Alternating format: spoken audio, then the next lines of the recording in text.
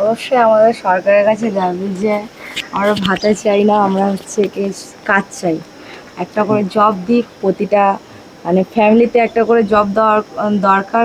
একটু বোন বোন মানে যে মারদাঙ্গা হতো, তারপর হচ্ছে ঘর বাড়ি ভাঙচুর হতো, এগুলো থেকে একটু মুক্তি আছে। ভালোবাসাতে বিশ্বাস থাকলে অবশ্যই, হয়তো গরিব হতে পারে কিন্তু হচ্ছে কি দুজনে মিলে অবশ্যই অনেক কিছু করাই যায়। মেন কথা আমার প্রেমের চেয়ে মানে বন্ধুত্বটাই ভালো। ডান দিকে এরকম একটা মন্দির পড়েছে, ভিতরে একজন দাঁড়িয়ে আছেন দেখতে পাচ্ছি। বাহ, এখানে কি করছেন আপনি? আমি এই মন্দিরের সেবক। এখানে রক্ষাকালী মা বা মহামায়া মা যাই বলো, মুখটা কিন্তু খুব মিষ্টি। বহু ভূত মায়ের আশীর্বাদে আমার এখানে এসেছিল বহুত বড় বড় ভৌতিক রুগী, যাদের জিন চেপে থাকে, যাদের জোকা চেপে থাকে, তা কেউ ছাড়াবার মতো সম্ভব নয়। তখনই ভৌতিক রুগীটা আছে, তখন আমার এই গায়ে ধাক্কা মারে। দারুণ দারুণ লাগছে দেখতে। ও ভাই, এখানে ম্যাক্সিমাম 1800 মুরগি আছে। এখানে এই ঘরটা ম্যাক্সিমাম 4 থেকে 5 লাখ টাকা আমাদের মানে হয়, মাল আছে। মাল আছে। খায় কিভাবে? এত উঁচুতে উঠবে না তো? না না, এটা আমরা ডাউন করে দেবো, এটাকে মানে নিচু করে দেবো জায়গা। ও ঘোরা আছে, আচ্ছা। ডাউন করে দেবো। বর্তমান সময় ছেলেরা না মেয়েরা কারা বেশি কষ্টে আছে বলে মনে করেন? আমার মনে হয় মেয়েরা। মেয়েরা কেন?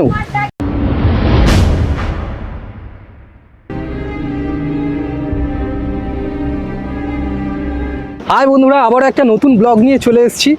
আজকে যে জায়গাটা এসেছি সেটা ক্যানিং থানার অন্তর্গত ডাবুর গ্রাম। এই ডাবুর গ্রাম নিয়ে বিভিন্ন মানুষের বিভিন্ন গল্প জড়িয়ে আছে। তো এই গ্রামটা একটা প্রত্যন্ত গ্রাম। নতুন সরকার পরিবর্তন হওয়ার পর এখানকার মানুষদের জীবনযাত্রা কতটা পাল্টিয়েছে সেই সবই দেখে নেব, এবং এই গ্রামের মানুষদের কাছে আমাদের বিভিন্ন টাইপের কোশ্চেন থাকবে। তো চলো দেখে নেওয়া যাক এখানকার মানুষরা কি বলছে।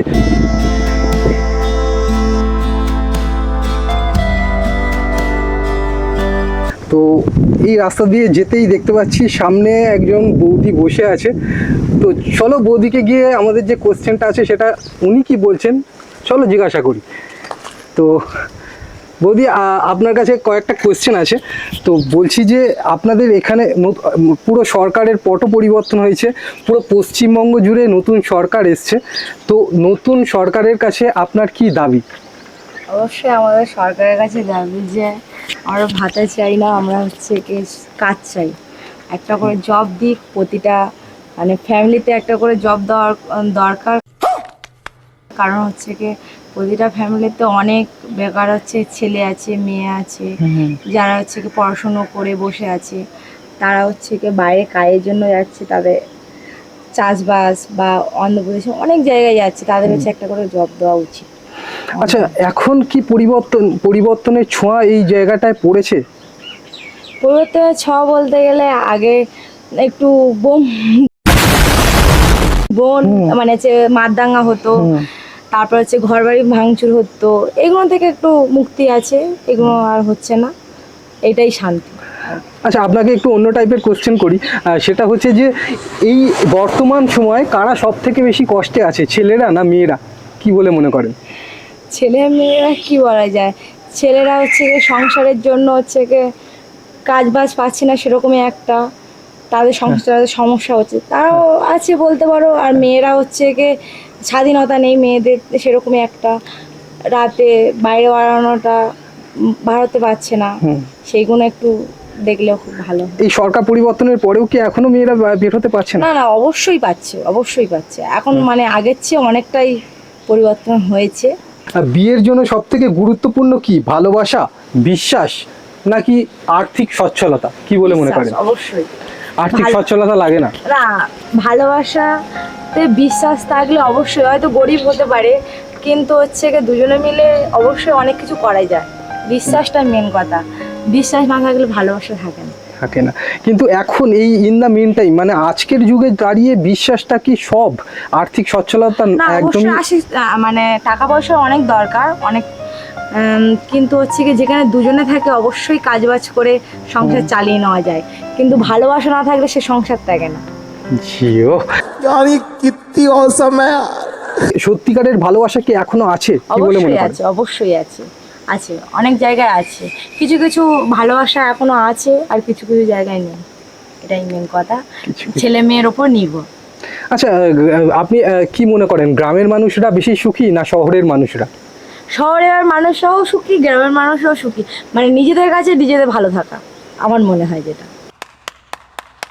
বিয়ের আগে প্রেম করা জরুরি না অতটাও জরুরি নয়, ডাইরেক্ট বিয়ে করে নেওয়াটাও ভালো?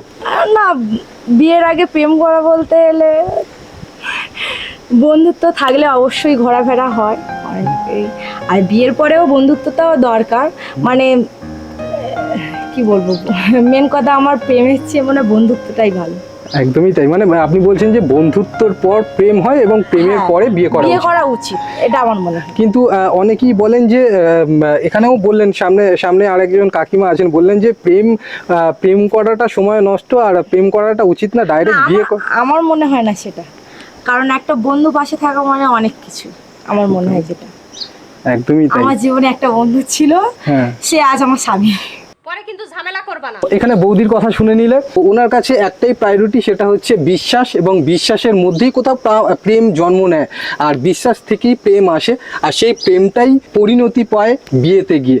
তো তখনই বিয়ে করা উচিত। তো উনি সরকার নিয়ে যেটা বললেন সেটা হচ্ছে যে প্রত্যেকটা মানুষের একটা করে, মানে যাদের এখানে জবের দরকার, যারা শিক্ষিত ছেলে মেয়ে, যারা শিক্ষিত হয়ে এখানে জব পাচ্ছে না, অসহায় হয়ে চাষের কাজে হাত লাগাতে হচ্ছে, বা অনেকে চাষের কাজও করতে পারে না, তারা বেকার হয়ে বসে আছে, তো তাদের প্রত্যেককে যদি সরকার একটা করে, সে যাই জব দিক, তারা যেন পেট চালাতে পারে, তারা যেন রুজি রুটি করে খেতে পারে, তো সেটাই এনাদের চাহিদা। ठीक है समरिया। এই কোশ্চেনের পার্সপেক্টিভে সামনের মানুষ কি বলছে বা সামনে কতজন কি পাবলিক রিভিউজ দেন, তো সেটাই আমরা দেখে নেব। पहली फुर्सत में निकल। বৌদিকে অসংখ্য ধন্যবাদ, বৌদি দারুণ অ্যান্সার দিয়েছেন, থ্যাংক ইউ। ভালো থাকবেন আপনারা, সবাই খুব ভালো থাকবেন। হ্যাঁ, টাটা। একদম একদম আসবো, টাটা টাটা।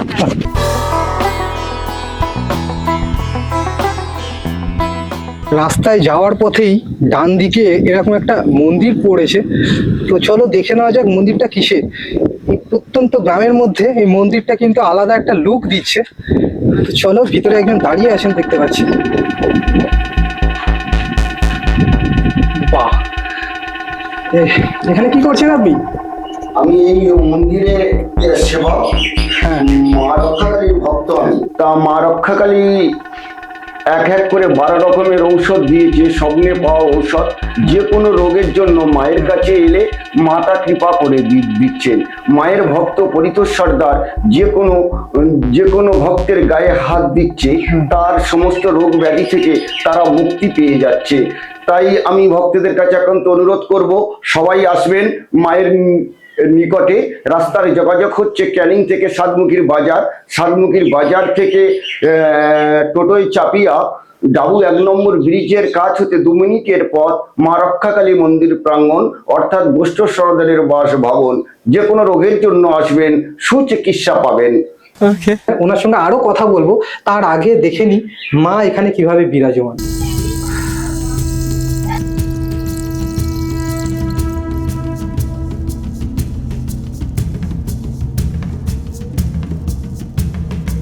এখানে রক্ষাকালী মা বা মহামায়া মা যাই বলো, মুখটা কিন্তু খুব মিষ্টি, দেখতে পাচ্ছ, সত্যি খুব মিষ্টি, দারুণ লাগছে। আর এখানে কিন্তু একটা পজিটিভ এনার্জি পাচ্ছি, সত্যি বাস। তো এখানে ছোট্ট মন্দিরটা কিন্তু খুব সুন্দরভাবে সাজানো, আর ওনার কথায় যেটা বুঝতে পারলাম, এখানে কিন্তু এই কালী মন্দিরে অনেকেই আসেন, পুজো দেন এবং মনস্কামনা করলে মনস্কামনা পূর্ণ হয়। তো চলো ওনাকে কিছু কোশ্চেন করে নিই। এরকম কখনো হয়েছে যে এখানে এসছেন, কিছু তার ঠিক হয়ে গেছে বা মনস্কামনা করেছেন, মনস্কামনা পূর্ণ হয়েছে? এখানে সঙ্গে সঙ্গে এলে সঙ্গে সঙ্গে রোগ ব্যাধি ভালো হয়ে যাচ্ছে। যে কোনো অসুস্থ রোগী যদি এখানে আসে, যদি মায়ের নামে স্মরণ করে, মায়ের সন্তান পরিতোষ যদি গায়ে গায়ে হাত রাখে, সে রোগী ভালো হয়ে যাচ্ছে। এরকম কিছু হয়েছে যে মায়ের জন্য কেউ এসছেন, সেটা ঠিক হয়ে গেছে, এরকম কিছু হয়েছে? মানে ঘটনাটা যদি বলেন। বহু দূর দূর থেকে ভক্তরা আসে যে কোনো মনস্কামনা নিয়ে। যেমন আন্দারবন থেকে পুলিশ কমিশনার মেয়ে বিপদে পড়েছিল, তাই তামাল আন্দারবনে যত বড় বড় নার্সিংহোম আছে, পেটের যন্ত্রণা কেউ বন্ধ করতে পারেনি। তিনি অসহায় হয়ে আমার এখানে ফোন করলো, আমি এখান থেকে বসে ঠিক করে দিলাম। মায়ের আশীর্বাদে আমি ঠিক করে দিলাম। তিনি আবার সঙ্গে সঙ্গে কিছু ভক্তদের খাওয়ার জন্য 5,000 টাকা পাঠিয়ে দিল। তার টাকা নিয়ে ভক্তদের আমি অন্নপ্রসাদ করে খাইয়ে দিয়েছি। এখানে দিল্লি থেকেও ভক্ত আসে, যে কোনো ছোটখাটো বিপদে পড়লে আচ্ছা। যত দূরে থাকুক, যদি আমার নাম্বারে যোগাযোগ করে আমি এখান থেকে বসে বসে ঠিক করে দিতে পারবো যে কোনো সমস্যা। আপনার নাম্বার কত? আমার নাম্বার 9734624088। আর আপনি এর জন্য কি চার্জ করেন? এর জন্য ভক্তদের যার যা খুশি ভক্তরা দিয়ে যাবেন, আমার কোনো চাহিদা নেই। আর কেউ যদি না দেন কিছু? তাতেও শান্তি, সেটা মায়েরই ইচ্ছা, সেটা মায়েরই ইচ্ছা। তার মন। আর বছরে একবার মায়ের অনুষ্ঠান হয়, ও 11খানা দলের হরিনাম হয়। মাঘ মাসের প্রথম অবস্যায় মায়ের পুজো, তারপরে 3 দিন হরিনাম, 12খানা দলের গান হয়। সেই সময় আমি ভক্তদের কাছে ভিক্ষা চাইতে যাই, 2 হাত তুলে। ভক্তরা যা দেয় আর অবশিষ্ট যা কম পড়ে আমি গাঁট থেকে দিয়ে এই 11-12খানা দলের হরিনাম, মায়ের পূজা, 4 দিন আমি অনুষ্ঠান চালাই ভিক্ষা করে। আচ্ছা, পুরো নিজের থেকে চালান, তাই তো? নিজে থেকে চালাই ভিক্ষা করে। আচ্ছা, এরকম কি কখনো হয়েছে কখনো স্বপ্নাদেশ পেয়েছেন বা স্বপ্নে মাকে দেখেছেন, এরকম কিছু হয়েছে? মা স্বপ্নে তো আমার কাছে এসে মা তো ঔষধ দিয়েছে, 12 রকমের ঔষধ এক এক করে মা আমার দিয়েছে স্বপ্ন আদেশে। ক্যান্সার থেকে মুক্তি হয়ে যাবে। এটা আমার মুখের কথা নয়, এটা আমার মায়ের কথা, আমার মা রক্ষাকালীর কথা। যে কোনো রোগ, যে কোনো ব্যাধি নিয়ে আসবেন। এই 2 বছরে পদার্পণ করলো, কোনো রোগী এখন আমার সামনে চোখ রাঙিয়ে বলতে পারেনি যে আমার ভালো হয়নি। হ্যাঁ, এটা আমি বলছি, সমস্যা মানুষের সমাধান করতে হবে নিজেকেই। বিভিন্ন মানুষের বিভিন্ন সমস্যা আছে, সেই সমস্যা নিয়েই মানুষকে চলতে হবে। কিন্তু তারপরেও কোথাও একটা বিশ্বাস মানুষের থেকে থাকে, সেই বিশ্বাসের উপর ভর করে মানুষ এই সমস্ত মন্দিরগুলোয় ভিজিট করেন এবং তাদের কোথাও এই মনের মধ্যে একটা বিশ্বাস কাজ করে যে মন্দিরে এসেছি, সমস্যা সমাধান হয়ে যাবে, এবং সেই সমস্যা সমাধান হয়েও যায়। তো কোথাও একটা সেই পরিস্থিতিতে দাঁড়িয়ে মানুষ এই সমস্ত মন্দিরে ভিজিট করেন। আর এই সমস্ত মন্দিরের মধ্যেও এই রক্ষাকালী মন্দির একটা মন্দির, যার পুরোহিত হলেন উনি। আপনার নামটা যদি বলেন। আমার নাম পরিতোষ সর্দার। আপনি কখনো এখানে ভূত ধরেছে বা ভূতে ভর করেছে, এই ব্যাপারটা কি এখানে হয়েছে? আমি বহু ভূত মায়ের আশীর্বাদে আমার এখানে এসেছিল। বহুত বড় বড় ভৌতিক রোগী, যাদের জিন চেপে থাকে, যাদের জোকা চেপে থাকে, তা কেউ ছাড়াবার মতো সম্ভব নয়। তা আমার মায়ের আশীর্বাদে এখানে বহু ভৌতিক রোগী আমি চিকিৎসা করেছি বা আমি তাদের ভালো করে দিয়েছি। এটা আমার মায়ের আশীর্বাদ, এটা আমার কোনো অহংকার গল্প নয়। আচ্ছা, ভূতে ধরলে তাদের লক্ষণটা কি থাকে? তাদের লক্ষণ থাকে, যখনই আমি মায়ের নাম স্মরণ করে তাদের গায়ে হাত রাখবো, তারা সঙ্গে সঙ্গে এখানে পড়ে গোড়াগুড়ি খাবে। তার মানে মন্দির প্রাঙ্গণে ওরা আসতে চায় না। যখনই আমি মায়ের নাম স্মরণ করে বা আমার মায়ের আদেশে যা করণীয় কাজ আমি করি, তখনই তারা ছেড়ে পালিয়ে যায়। তারপরে আমার মায়ের দেওয়া মন্ত্র শক্তি দিয়ে বা দিয়ে আমি তাদের ঠিক করে দিই। তো রাম নিকলা রে, দেব মানুষ নিকলা না। আমার কোশ্চেন হচ্ছে যে ভূত ধরার পরে কি লক্ষণ দেখেন আপনি? কি লক্ষণ দেখে বুঝতে পারেন যে সেই ব্যক্তিটাকে ভূত ধরেছে? এই লক্ষণ দেখি যে মন্দির প্রাঙ্গণে প্রবেশ করলে, সেই রোগী মন্দির প্রাঙ্গণে প্রবেশ করলে ঘন ঘন হাই উঠবে বা চোখ মুখ অন্যরকম হয়ে যাবে বা চাউনি অন্যরকম হয়ে যাবে, তখনই আমি বুঝতে পারি এর ভৌতিক সমস্যা। কিন্তু তার আগে কি বোঝা যায় না? তার আগে বোঝা যায়, যখনই ভৌতিক রোগীটা আছে তখন আমার গায়ে ধাক্কা মারে, তখনই আমি বুঝতে পারি যে এই সমস্যা হয়েছে। চুপ হয়ে যাও। তো এনার সঙ্গে কথা বলে খুব ভালো লাগলো, খুব ভালো থাকবেন। আপনাকে একটু নমস্কার করি। না, নমস্কার, আপনি পুরোহিত মানুষ, আপনাকে নমস্কার করে নি। তো চলো আমাদের ওনার সঙ্গে কথা বলবো। ये फंस गया। আমি কোনো গুণীন নয় বা কোনো তান্ত্রিক নয়, যা কিছু চালাই সব আমারই মায়েরই দেওয়া। আমি কোনো বাইকা জিনিস এখানে চালাই না মা রক্ষাকালী মন্দির প্রাঙ্গণে। আমি কোনো তান্ত্রিক নয় বা আমি কোনো গুণীন নয়, সবই আমার মায়েরই স্বপ্ন আদেশে যেগুলো মা বলে সেগুলো আমি প্রয়োগ করি রুগীর গায়ে, এতে সমস্ত রুগী ভালো হয়ে যায়। তো আমি সমস্ত ভক্তর কাছে অনুরোধ করব, সবাই আমার মায়ের কাছে আসবেন, পয়সা থাক আর না থাক যা দেবেন তাতে খুশি, তবে তবে আমার মায়ের চরণ দর্শন করে যাবেন। আমার মা কিরকম জাগ্রত সবাই দেখে যাবেন। নমস্কার। খুব ভালো লাগলো কথা বলে। তো চলো সামনের দিকে কি আছে দেখি। এখানে অনেকেই বললেন যে সামনের দিকে একটা ক্যাম্প আছে, একটা পিকনিক স্পট আছে, তো সেই স্পটটাও দেখা যাক কেমন। আর সামনের মানুষজন কি বলছে আমাদের যে টপিকের কোশ্চেন আছে সেই কোশ্চেনের পার্সপেক্টিভে। তো চলো।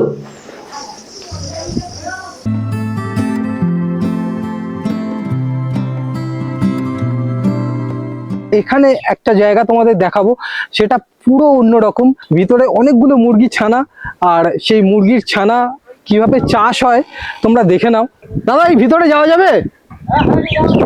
এখানে রাস্তার পাশেই এরকম একটা ঘর দেখতে পাচ্ছি, তো চলো ভিতরটায় দেখা যাক যে কি আছে। আরে বাস, এখানে কিন্তু বিশাল বড় এরিয়া নিয়ে মুরগি চাষ করা হচ্ছে। দারুণ দারুণ লাগছে দেখতে।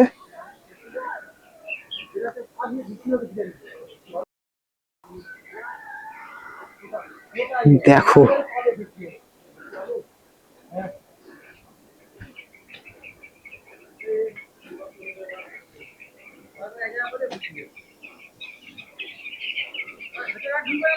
দেখেছো?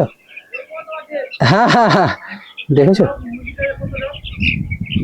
ছানা ভর্তি ছানা, দেখতে কিন্তু অসাধারণ লাগছে, কিন্তু মারাত্মক লাগছে।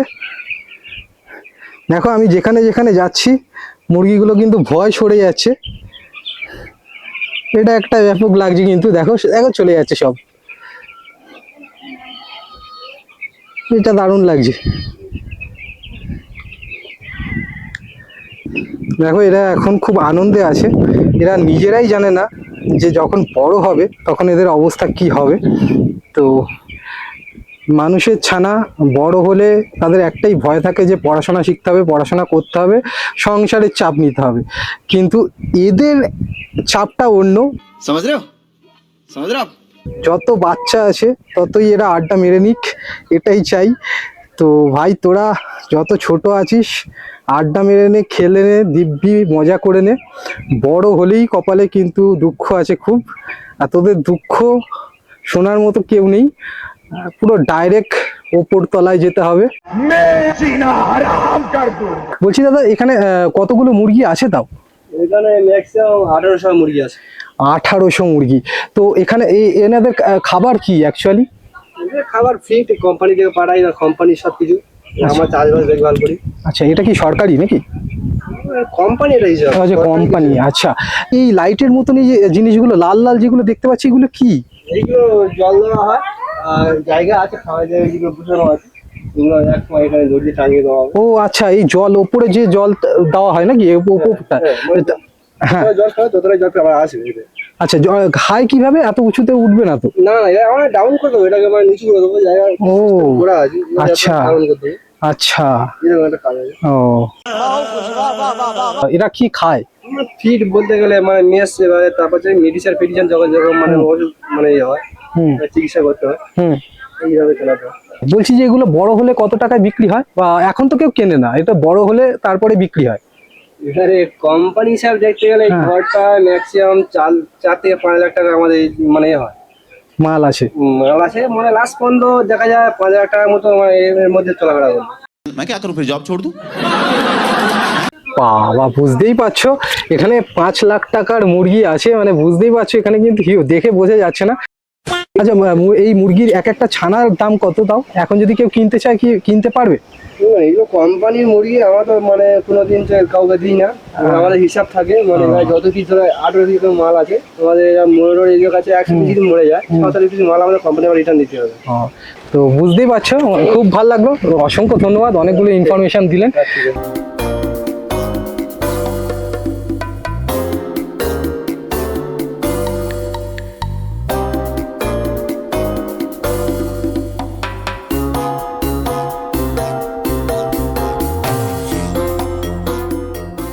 এই গরমে এখানকার ওয়েদারটা কিন্তু ঠান্ডা, অতটাও গরম না। তো চলো বেরিয়ে যাওয়া যাক, সামনে দেখা যাক যে কি আছে বা কি অপেক্ষা করছে আমাদের জন্য।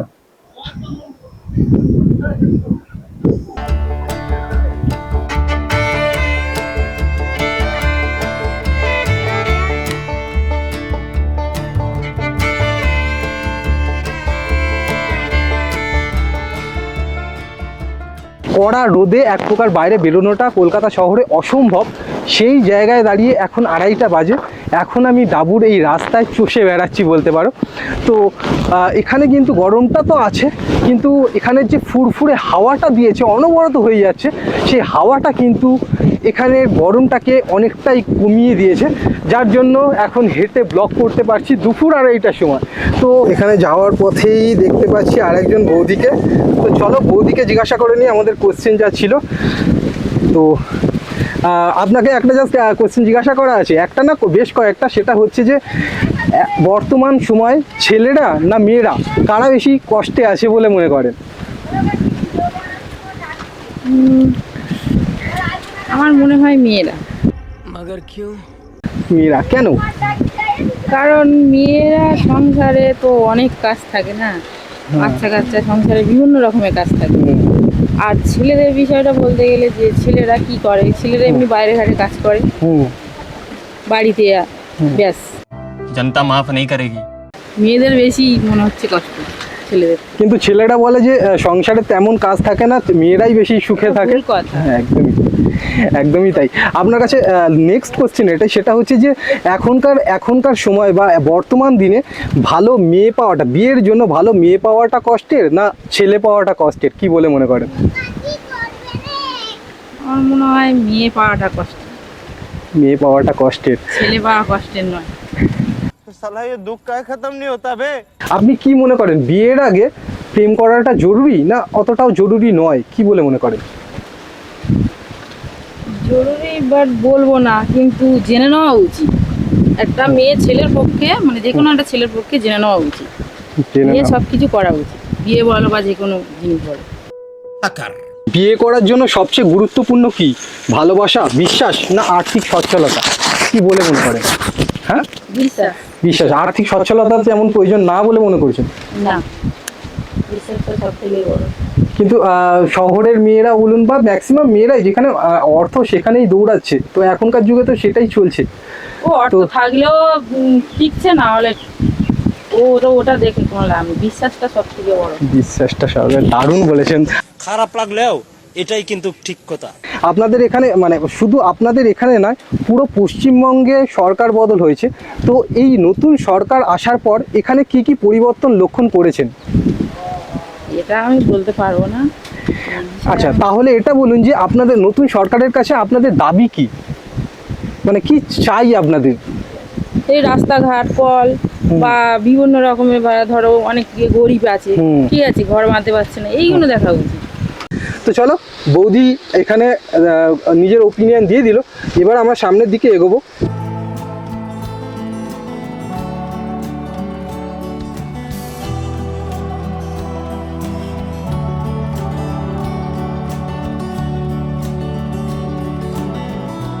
এখন ঘড়িতে বাজে দুপুর 3টে, অনবরত অনেকটা হেঁটে এসছি, আর পারছি না বাস, এই জায়গাগুলো জ্বলছে অ্যাকচুয়ালি।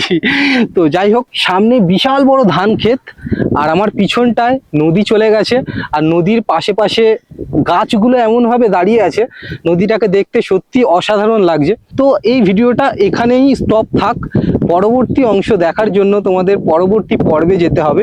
এই পর্বটা এখানেই শেষ করলাম, আর পরবর্তী পর্বে এক্সাইটিং ব্যাপার হতে চলেছে। তো পরবর্তী পর্বের ভিডিওটা প্রথম পেতে অবশ্যই সাবস্ক্রাইব করো, যাতে তোমাদের ভিডিওটা সবার প্রথমে তোমাদের কাছে পৌঁছায়। তো চলো, দেখা হচ্ছে পরবর্তী পর্বে। আমরা বাঘের সাথে অনেক কবার আমরা লড়াই করেছি, ঠিক আছে, হারিয়ে নিয়ে এসেছি আবার আমার ভাইদের।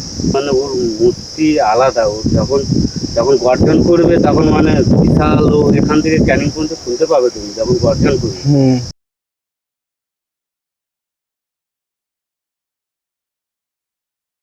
দৃশ্যগুলো আলাদা, সবাই তখন বুদ্ধি থাকে না, তখন বাঘ বলবে কি তখন বাঘ আর বলার আর ক্ষমতা থাকবে না, শুধু মানে চিল্লাবে। বাঘ এখানেই ধরে প্রথমে। ছাড়ালেন কিভাবে ওর মুখ থেকে? মেরে মেরে মেরে বাঘ মেরে? হ্যাঁ বাঘ মেরে। এটা নাকি জঙ্গলে চলে গেছে, এরকম নদী চলে গেছে আর সাইডে এরকম জঙ্গল, ঘন জঙ্গল। আর বন্ধুরা, যে বাঘ চলে আসে, বাঘের হামলা হয়, এইরকম সিচুয়েশানেই বেশি হয়। দেখো আমি একা আছি, চারিদিকে জঙ্গল, কেউ নেই আশেপাশে, আশেপাশে দেখো কেউ নেই, আর চারিদিকে পুরো জঙ্গল, পুরোটাই কিন্তু জঙ্গল। সামনে এরকম জঙ্গল ভেদ করে আরও অনেকটা যেতে হবে, এখন ব্যাক করে যাওয়ার কোনো চান্স নেই। সামনে দিয়ে একজনকে অফ ক্যামেরায় জিজ্ঞাসা করলাম, বললো যে যাচ্ছ যাও, কিন্তু রিস্ক তোমার। ভাই এখানে চারিদিকে নজর রাখতে হবে, যে কোনো মুহূর্তে ঝপাং করে এসে লাফিয়ে পড়তে পারে। এখানে দেখো গাছ, পুরো জঙ্গল আর জঙ্গল, এখানে কিচ্ছু দেখা যাচ্ছে না কিন্তু